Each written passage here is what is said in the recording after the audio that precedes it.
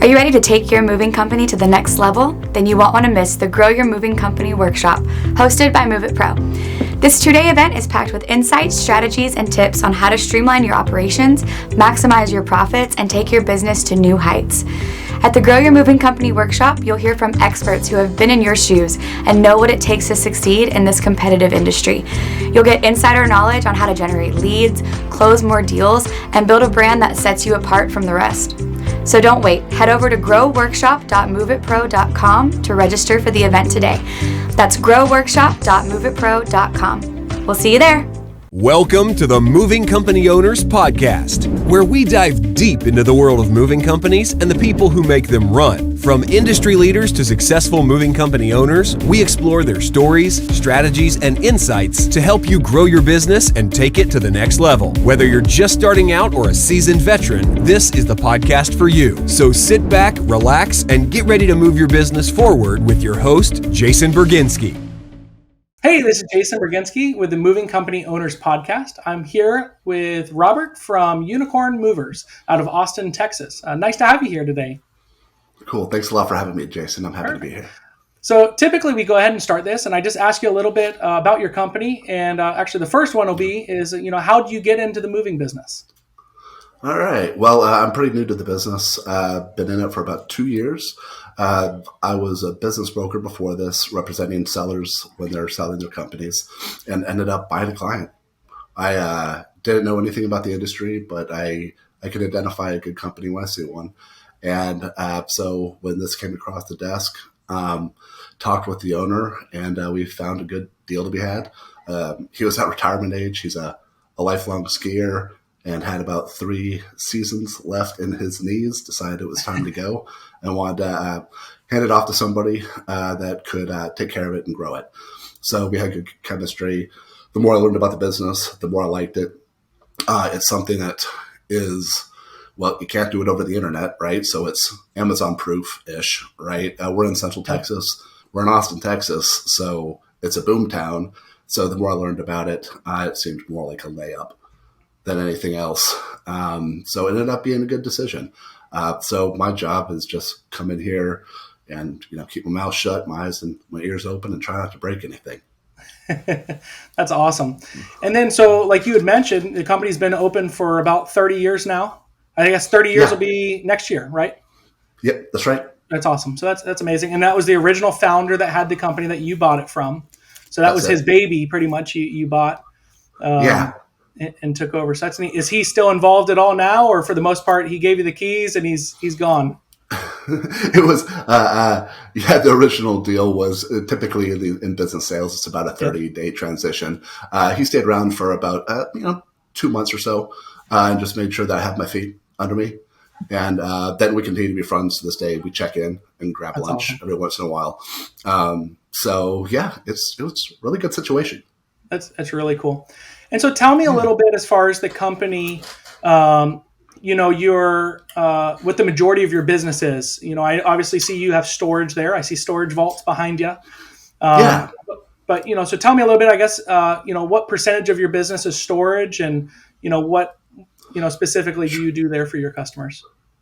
Sure thing. So to storage, we have 300 vaults. It accounts for about 8% of our business. Mm-hmm. We are 99.9% residential, mostly local. We do another 20% of our business is probably intrastate inside of Texas, and then another 10 to 15% is nationwide. But we do focus on residential. We're thinking about growing into commercial. Seems natural, but we've got some work to do, kind of optimizing our current systems before we go down that path. Sure. Yeah. And storage is something I always suggest for every moving company. Obviously you kind of bought into it and you guys already had it, but so many companies don't realize how important storage is to their moving aspect of their business. Huge. I used to run J&J Metro Moving and Storage, was a company my grandparents founded back in the 60s. Cool. The majority of all moves that moved into our storage was a guaranteed move out from us also. Versus a moving company that's moving stuff into someone's self-storage. You hope they're going to call you again, but you don't always know. Yeah. And then obviously, it creates a much more lifetime customer for you by allowing them to be able to use your storage. Obviously, you're charging for it, but it's Sure. gives you that next connection for their next move always. And then 100%. Yeah, I love it. yeah, that's awesome. So you mentioned that the majority of your business is residential. And so tell me a little bit how that splits as far as what type of homes are you going after, or apartments, or what's the majority of your customer base? Where is it at currently, and where are you trying to take it, or is it right where you want it to be? So when I came in, I was looking at basically the asset light levers that we could pull to increase revenue with existing capacity, right? And like a lot of companies, the prior owner was marketing to everyone, right? Yeah. And that was just a function of, he'd been doing it since the 90s, right? So from the yellow page ads to broad-based just internet searches and stuff. But now with today's functionality, you can target market to pretty much anyone you want to by zip code. So step one was raising prices. About a month after I got here, we moved our hourly rate, two-man hourly rate, up by a little over 35%. So that naturally pushed towards an upmarket clientele. And then we targeted all of our marketing towards the wealthier zip codes. The idea being that, we're going to be doing the same amount of work anyway. We might as well be able to charge for it. And then the hypothesis, which was theory to me, probably, everybody else knows this, was to a point when you're servicing higher end customers, if you break an ashtray, they're too busy to care, right? Pareto applies here, right? The smaller moves create a lot of your customer service issues, right? Yeah. So just from that perspective, it was, let's focus on just target marketing a little bit. Turns out it worked. Our customer service issues went way down. And that's also not to say our movers are awesome. So we don't have a lot of claims anyway, right? But yeah, it panned out. Our average move revenue went from about $900 to about $2,100. And yeah, so it was just more money. All of our guys are paid as a percentage of the move. We don't pay hourly, right? Yep. So they were happy because we raised prices. They got a 35% raise immediately for the same amount of work, Yep. right?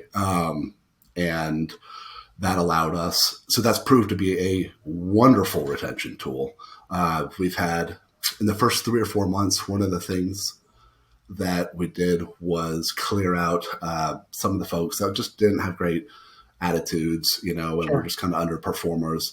And that had a kind of virtuous cycle effect because, like everybody that's watching knows, A players want to work with other A players. So we whittled it down to only 8 players, and we've had 0 turnover in the last 18 months. Nobody's left, right? So That's awesome. From an operational perspective, it's been awesome, right? So now we can just focus on growing aggressively but intelligently, growing the business.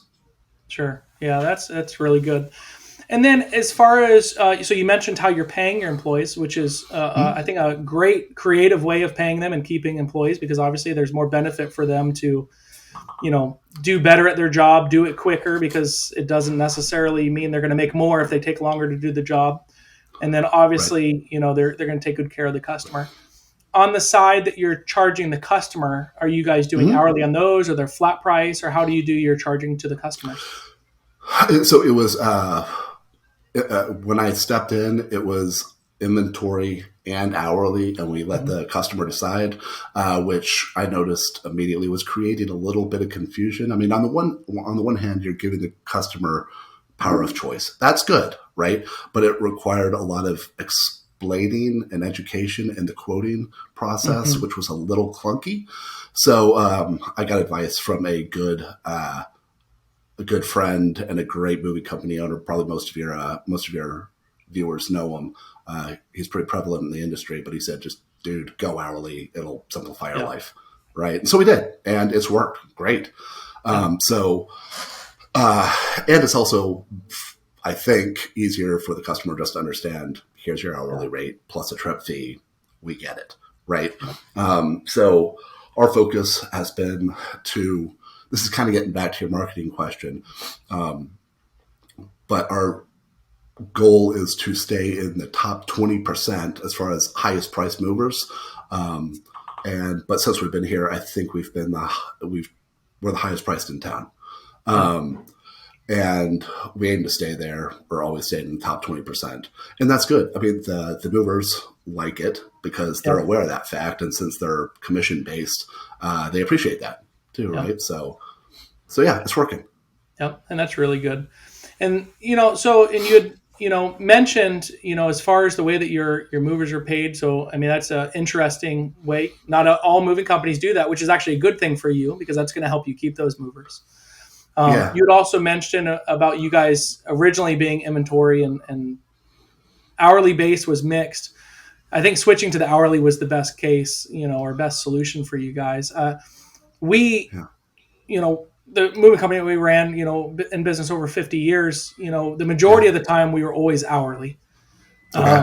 Every time we'd try and do something flat price, someone would get the short end of the stick, whether it was the moving company or the customer. Right. And that's what we found.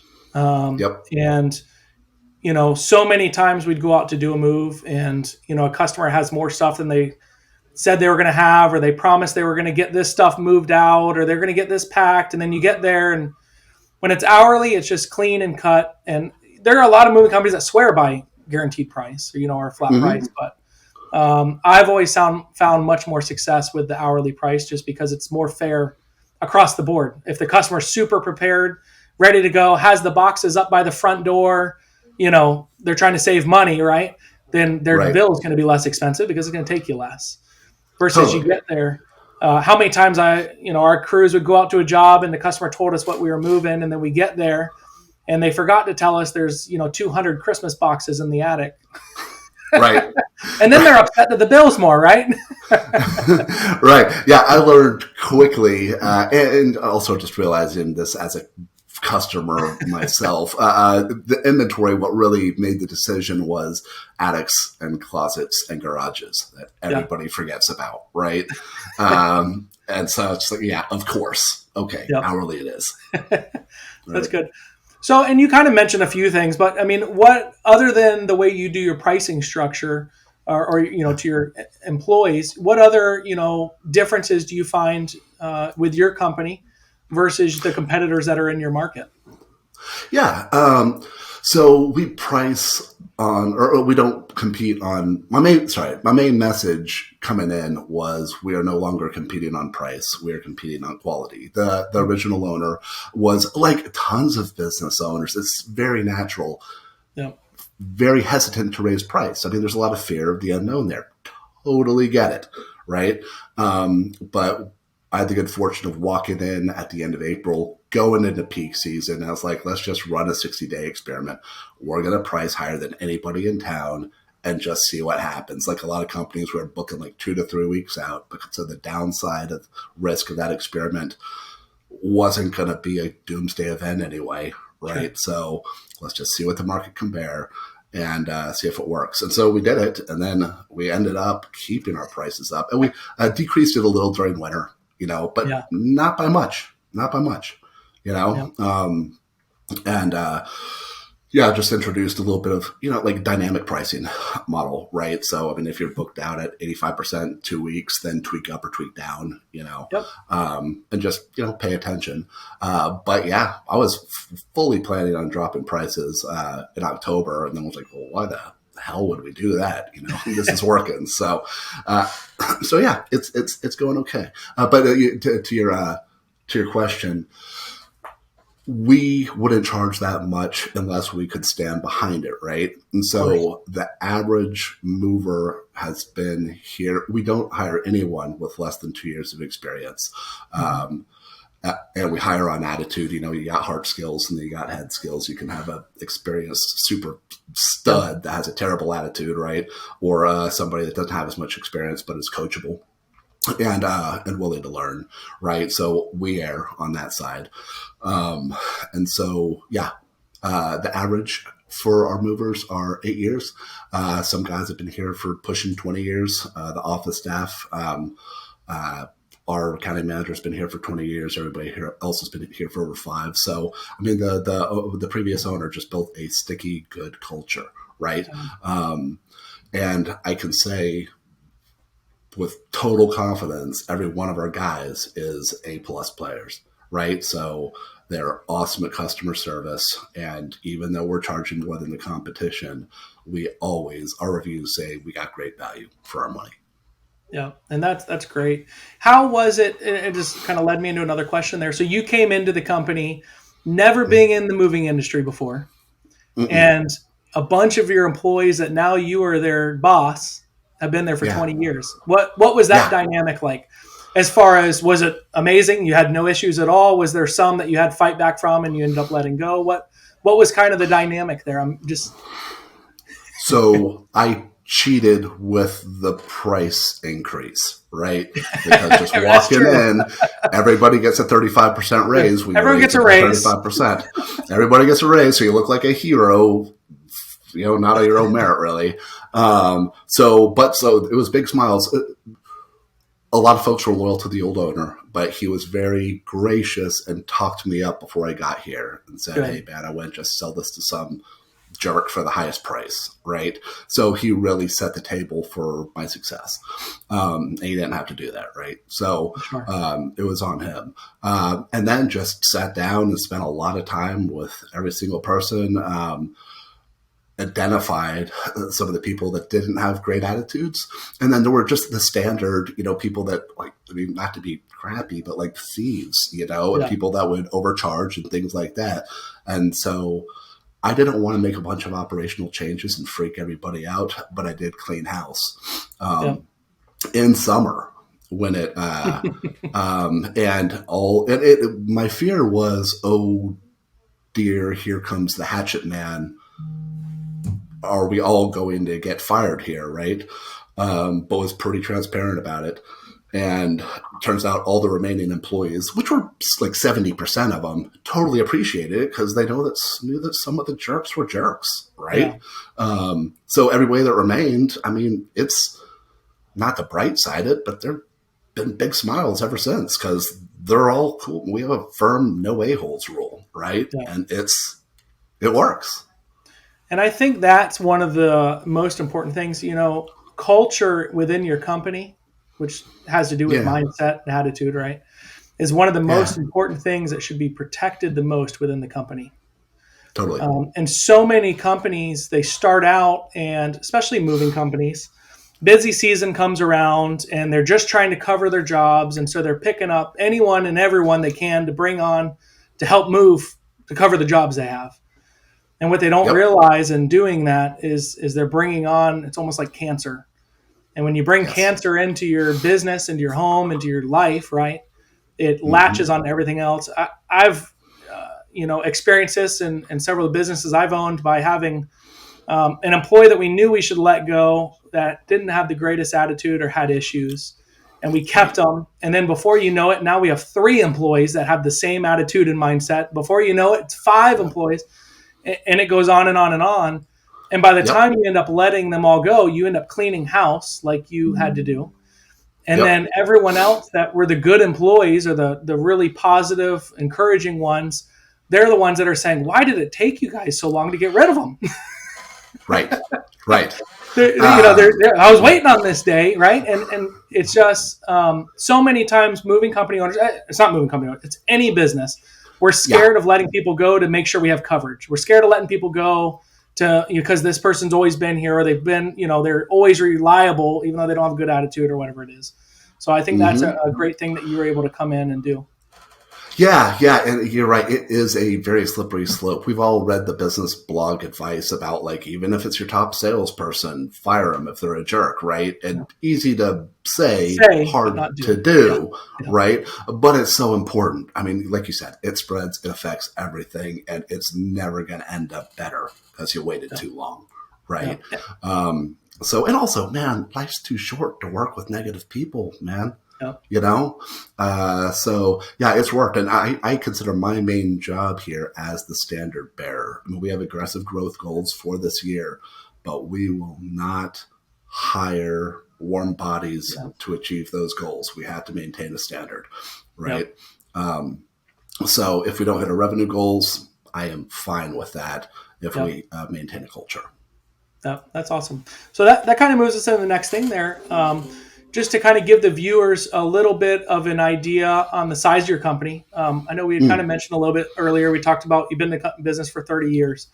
And I think it's interesting, and I'll let you kind of answer it, but you bought the company right in the middle or at the end of COVID, I guess, right? 2021? April 2021. Yeah.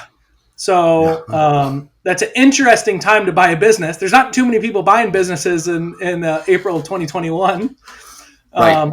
And so kind of give us an idea what the revenue was, maybe the previous 12 months before you came into the business, which still was great numbers.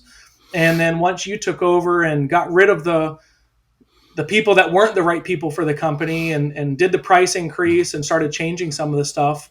And obviously a lot of it, I'm sure, has to do with your amazing team. Where you guys, then got out for last year. Attention, moving company owners. Are you tired of managing your business with spreadsheets and pen and paper methods? Do you want to streamline your operations, increase your bookings, and look more professional to your customers? Then it's time to switch to MOVEITPRO software.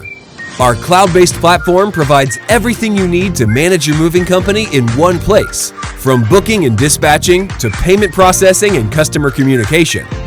Plus, with features like GPS tracking, real-time notifications, and detailed reporting, you'll be able to optimize your operations and take your business to the next level. So what are you waiting for? Visit www.moveitpro.com to schedule a free demo today and see how we can help you move your business forward. Yeah. So during the last 10 years, let me start a little bit previous. It had been hanging out at 1.5 million, just cruising along, all good. And then, like most business owners, when they're going to sell, they have hit the gas, because you're gonna sell. Your sale price is going to be a multiple of your net income, so revenue starts counting, right? So he drove it in the previous 18 months prior to sale from about 1.5 to, I bought it when it was at $2.1 million trailing 12 months, right? From there, raised prices, and then raised revenue per move, and we got to $3 million by the end of 2021, and finished up 2022 at just over $3.5 million, and we're looking to hit $5 million by the end of this year. And then, so obviously, some of your expenses went up with that because you gave everyone raises, I guess. Mm-hmm. But as far as truck costs and stuff like that, did those go up also, or not really, because you were kind of still doing around the same amount of jobs? It was just increased revenue for each job. Right. Yeah. So we've taken on 2 new leases. All the trucks were owned. So we have 10 trucks that we own, but it's something that I'm going to need to address in the coming years, because, man, there are some dinosaurs out there. We've got 1.5 mechanics here that are busy, right? But I mean, some of these guys, they're all Cummins Internationals. They have good bones, but dude, I mean, some of these odometers stopped at 400,000 miles 5 years ago. When you say 1.5 mechanics, one part, sorry. Fair enough. I'm messing with you. One full-time, one part-time. And they've been here, the part-timer has been here for 25 years. And that's awesome. Full-timers, I mean, they're studs, and they are busy, right? So we're going to need to do some planning and turnover. Because some of those things are all duct tape and baling wire, but good for local. They're good for local jobs. They're good for local. Yeah. And we actually specifically just did Penske leases. We got them for the out of state moves just because of the service. We used to do the same. Yeah. We used to do enterprise, and anything that went long distance, it was an enterprise, and they're actually long-term leases, but they're amazing because you get a flat tire, you get a dead battery, you get anything. Your guys don't even have to call you. They call Enterprise and deal with it.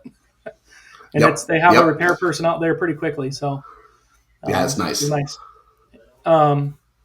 So that's great. And then, so as far as your marketing stuff, did you change that specifically when you took it over, or like what stuff were they doing before you purchased it, and was there a bunch you got rid of or just added to it, or kind of what did that look like?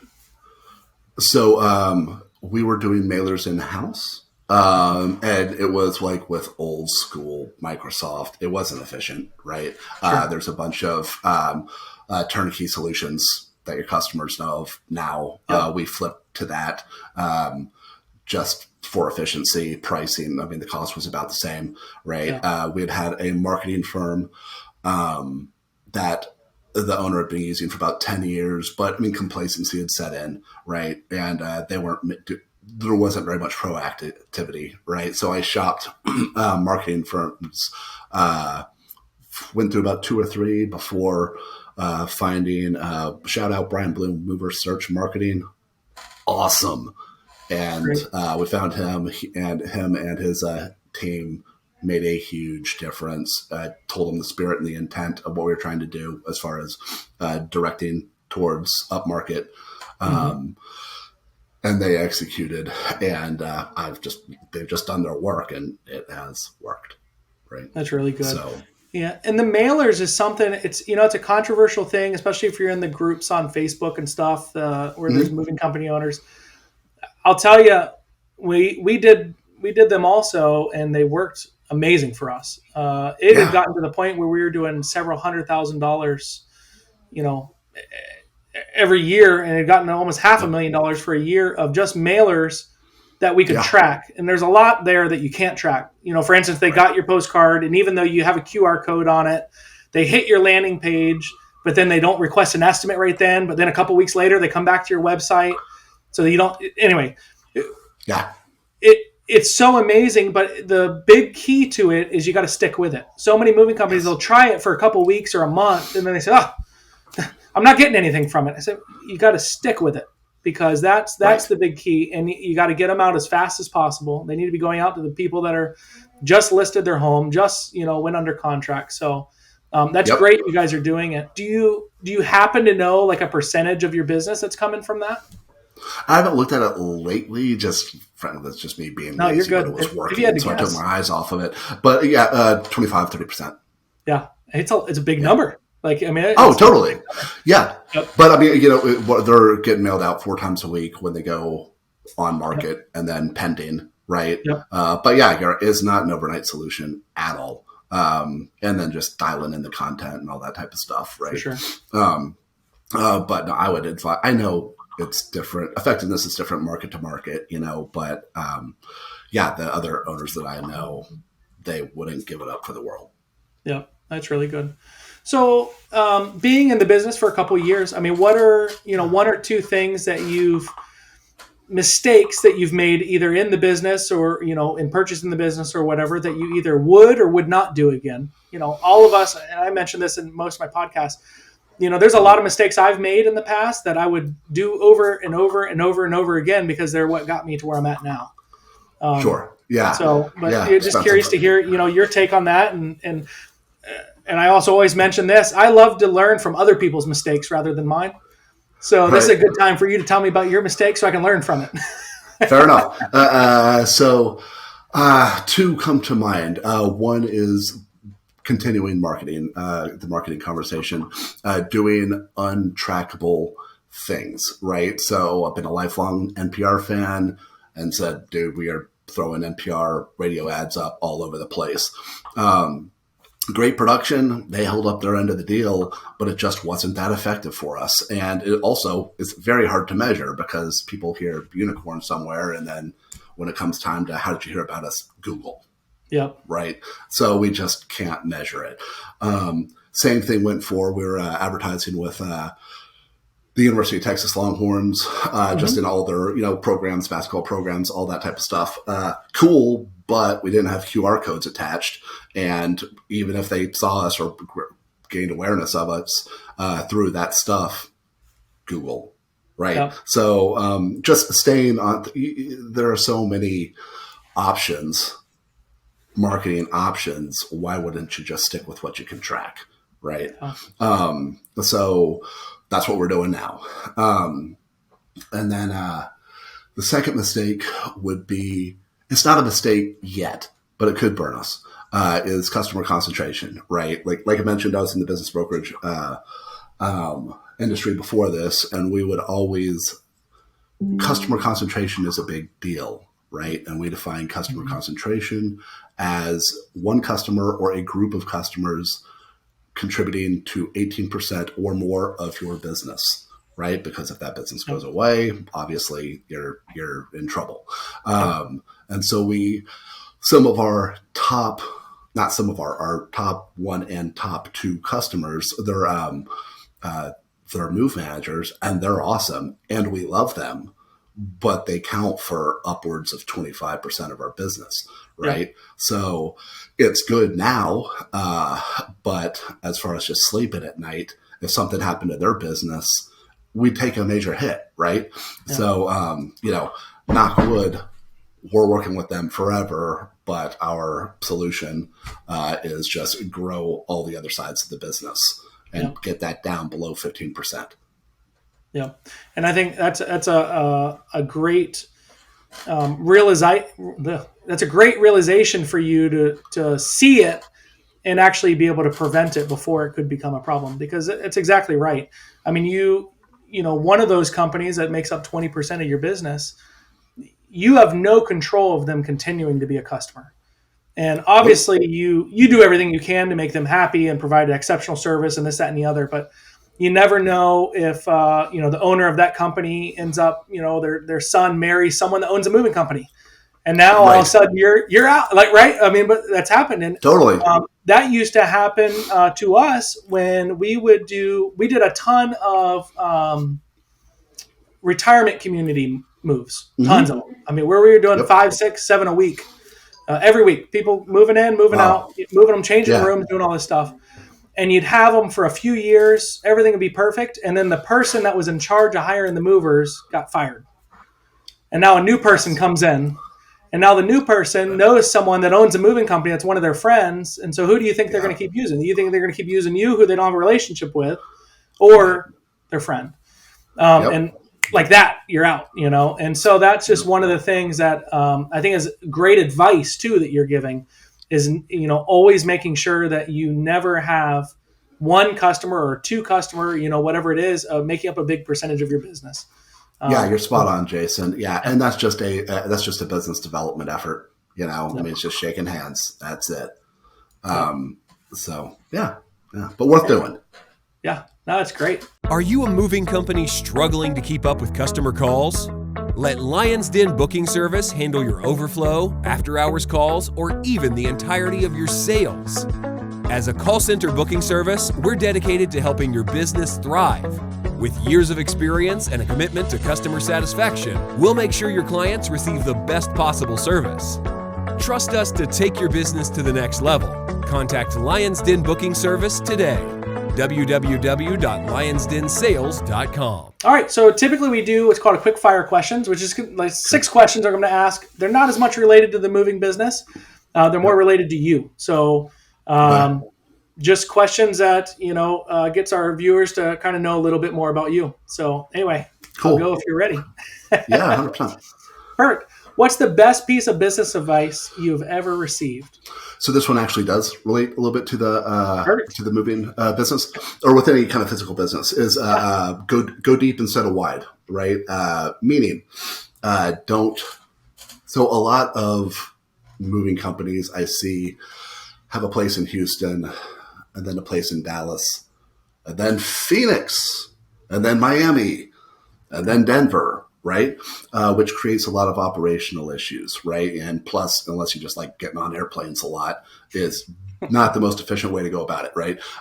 So this is kind of geographically specific to us, but we're in the Texas Triangle, right? So you got Dallas, Houston, San Antonio, and Austin's kind of in the middle. Our strategy is to stay inside that triangle. I think it's 8 or 9% of the nation's wealth is right there. Yeah. So go way deep in that triangle before we ever think about crossing state lines. There is enough gold to be extracted from here than before we just go to Fort Lauderdale for the heck of it, right? Yeah. So that's one. The second I learned from the business brokers thing, which is business acquisition is kind of a cheat code, right? It's the easiest way to grow for my money because I've been in the startup 10 years ago. I did a ride share startup, spent 5 years doing it, did the startup slug, learned a ton. It was cool. But the whole, like what is it? The Peter Thiel book that's famous, 0 to 1. That's famous in startup communities. Okay, I did 0 to 1 and grew a bunch of gray hair doing it. And then said, wait a minute, you can buy a business and go from 1 to 10 and work 40 hours a week. You're walking into cash flow. Why would you not? And, we're from a generational perspective, there's something, all the baby boomers are retiring right now. They call it the great wave, silver tsunami, whatever you want to call it. There is a massive exit of business boomers, or baby boomers exiting, getting out of great businesses, right? Yeah. And a lot of those people don't even know that business sales are an option, right? They're just going to lock the door, turn off the light, fire everybody, right? So I would highly recommend considering if you want to expand into another city, instead of just starting from 0 in that new city, just contact, buy a list or whatever, figure out who the people are that are currently there and just start a conversation. Hey, man, you looking at retirement, and if you're looking at selling or closing, you're willing to talk, right? And you can shave years off.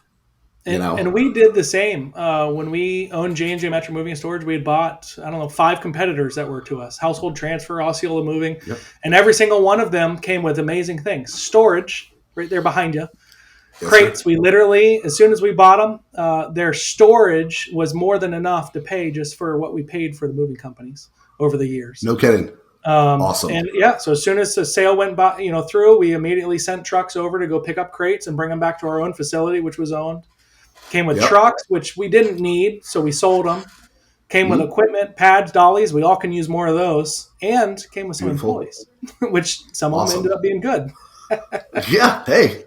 Yep. No, it's fantastic. And, kind of doubling down on that, if you want to, one of the things we're looking at kind of expanding into is other home services, right? So janitorial, carpet cleaning, things like that, maybe HVAC, plumbing, because the moving company obviously could be a lead generator for all of those things, right? Do I have the appetite to go start an HVAC company? No, or the expertise, right? So growing by just plucking up some of those. Yep. So, what's one attribute or characteristic of a successful founder, would you say? This might sound a little trite, but the ability to say no and focus. I mean, as entrepreneurs, we are good idea Gary all day long. And it's especially, man, in the last 20 years with technology, the ability to focus for more than 2 minutes on anything. You got so much stuff screaming at you, I mean, there are always going to be 100 opportunities and good ideas out there. So being able to say no and just focus on what you're doing, make a plan, execute the plan. When you have good ideas, say, awesome, agreed, that's a good idea that we will take a look at next year. That's huge. And I'm pointing right back at myself. I am the king of rabbit trails, Yep. But just being able to make a plan and execute on that plan and not get diverted. That's easily the number one characteristic I see. That's great. What's your favorite personal productivity tool and why? Same thing. Meditation. Absolutely. Focuses the mind. And also calms you down. But kind of getting back to what's important. It's noise canceling for your brain, and it's easy and cheap and you can do it anywhere. Right. I mean, and I know it's great and gained popularity and that's awesome. right?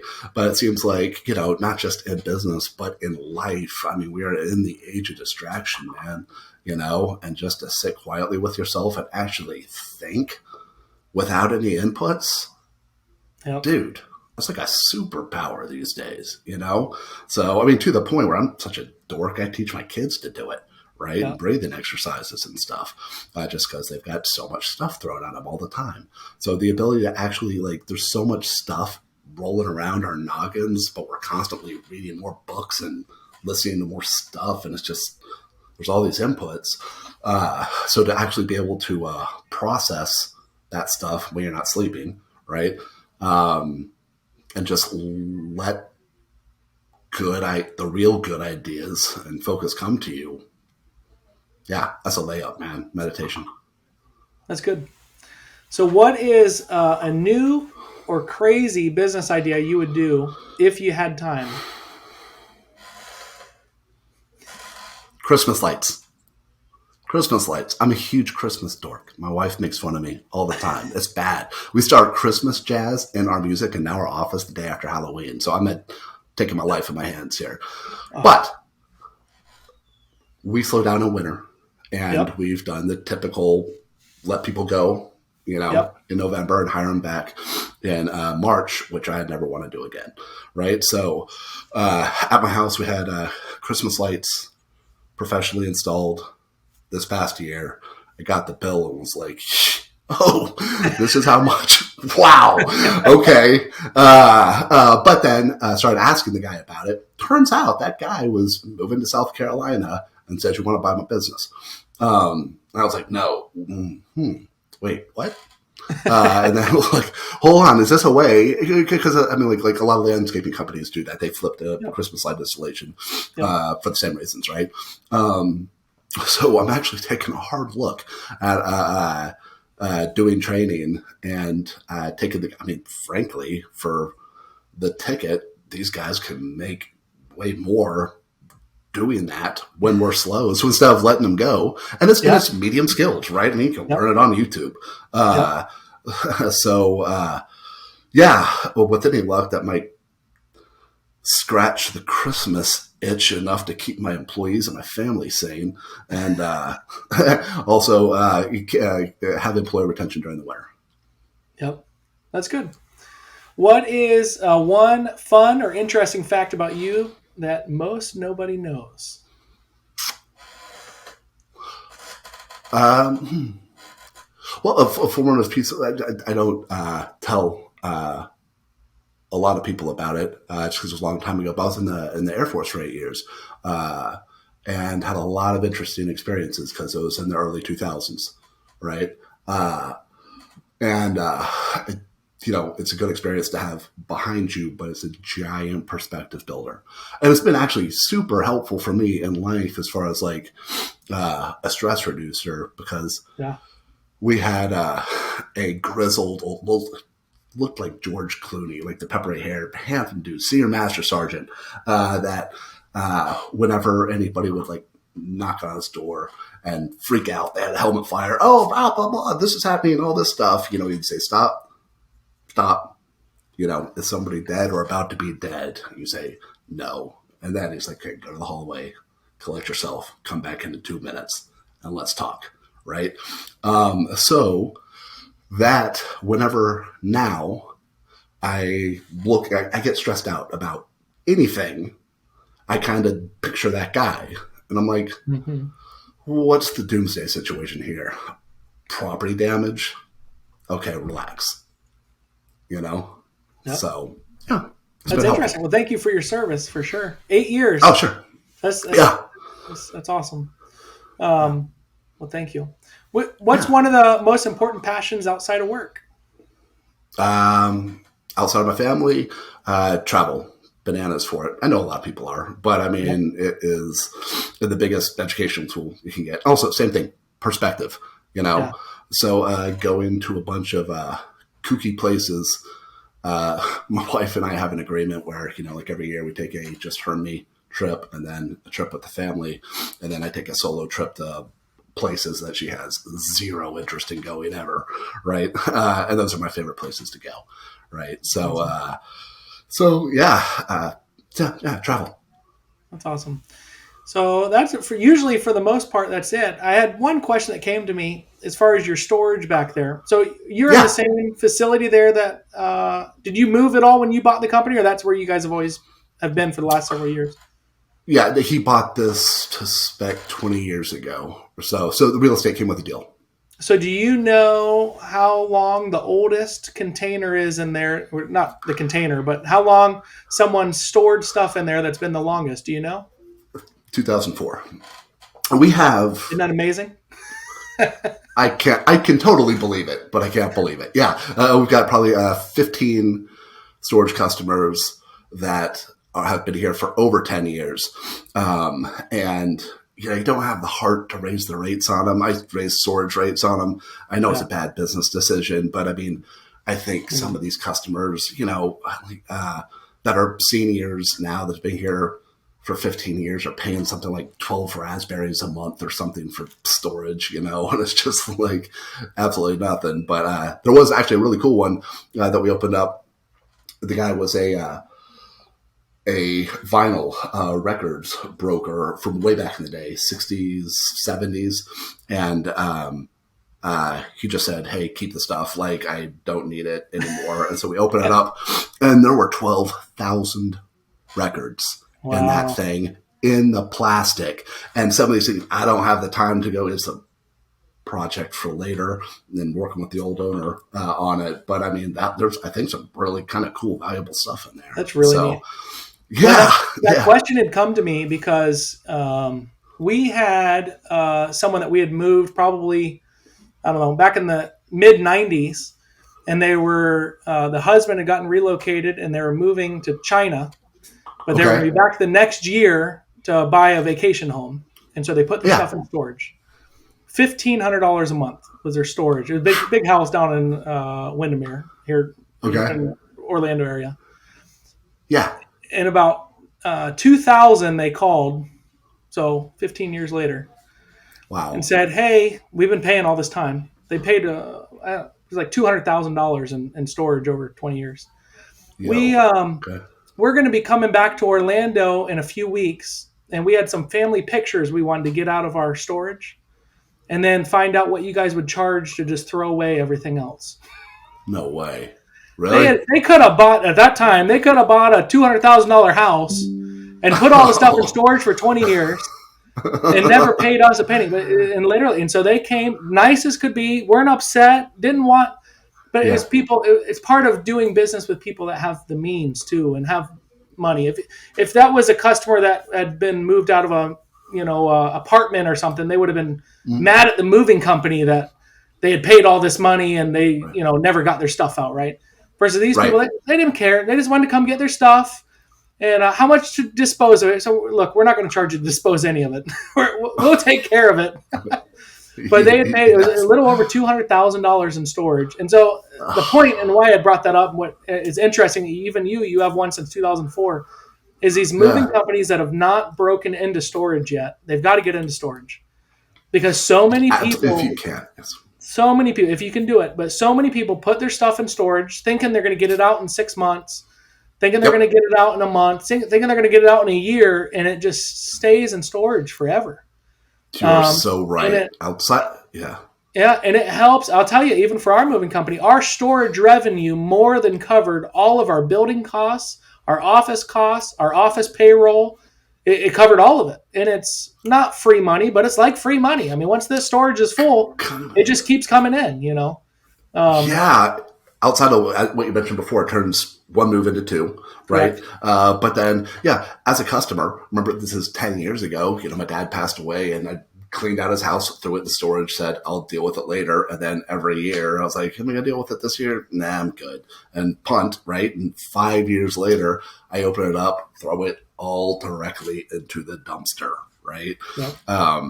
Because, it's out of sight, out of mind. And it's just easier to let the thing hit your credit card, right? Yep.